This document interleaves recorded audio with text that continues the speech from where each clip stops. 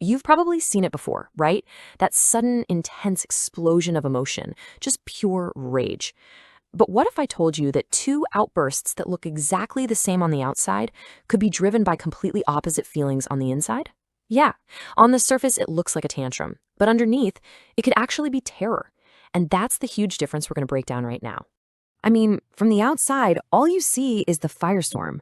There's shouting, accusations, maybe even tears. It's a mess.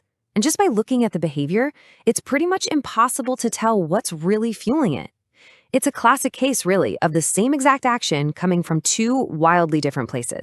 Okay, but this is where it gets really, really fascinating. Because once you understand the root cause, oh man, the whole picture just shifts. So, you ready? Let's peel back the curtain on that rage and take a look at the two very different internal worlds that are really driving the whole thing. All right, first up, let's talk about narcissistic rage. Now, this isn't about fear or sadness, not in the way we usually think about those things. Nope. This is all about something much, much more fragile. It's about the ego. So the key thing to get here is the trigger. An ego threat can be, well, pretty much anything. A tiny criticism, a joke that falls flat, maybe even watching someone else get credit for something. It's any little thing that punctures that inflated sense of self-importance, like popping a balloon.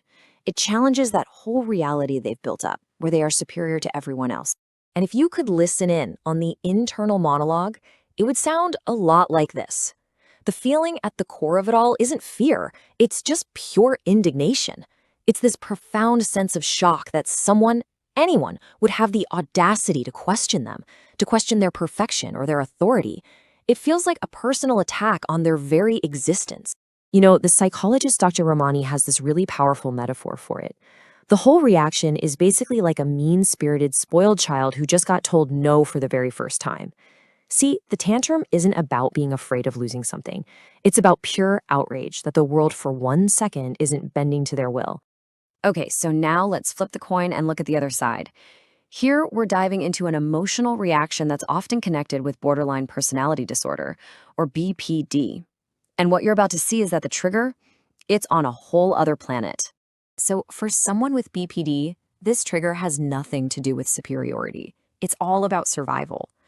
The fear of abandonment is this primal, all-consuming terror, and a tiny perceived sign of rejection, like a text message that's a few minutes late, or a slight change in someone's tone of voice, that can feel like a full-blown, life-threatening emergency.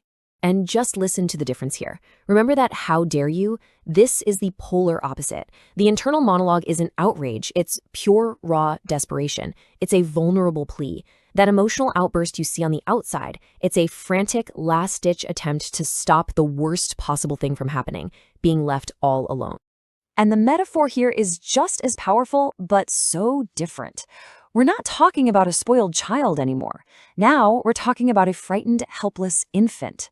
Think about it. An infant is completely dependent. Being left alone isn't just scary, it's a real threat to their survival.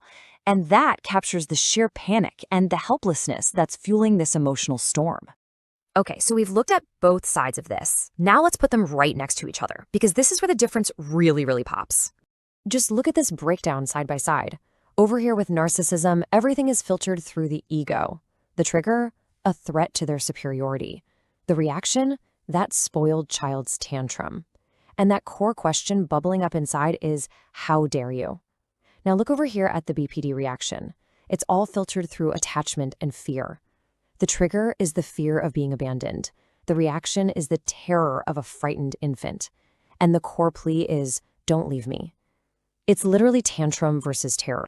So you might be thinking, okay, that's interesting, but why does this distinction actually matter so much? Well, because this isn't just some abstract psychological idea. Understanding the root cause changes absolutely everything about how we see and how we might respond to these kinds of outbursts. When we finally see the why behind the behavior, we can stop just reacting to the what. Suddenly, we shift from judging the action to maybe, just maybe, understanding the motivation. And it makes sense, right? You would never try to calm a spoiled child's tantrum the same way you would comfort a terrified infant. The approach is completely different. And knowing this, well, it opens up a whole new way of looking at things. It reveals that hidden internal world that's really pulling the strings. It's just such a powerful reminder, isn't it, that what we see on the surface is almost never the whole story. It really makes you wonder, what other parts of human behavior only start to make sense when you take a moment to look at the world that's hidden just beneath the surface? Something to think about. Thanks for diving into this with me.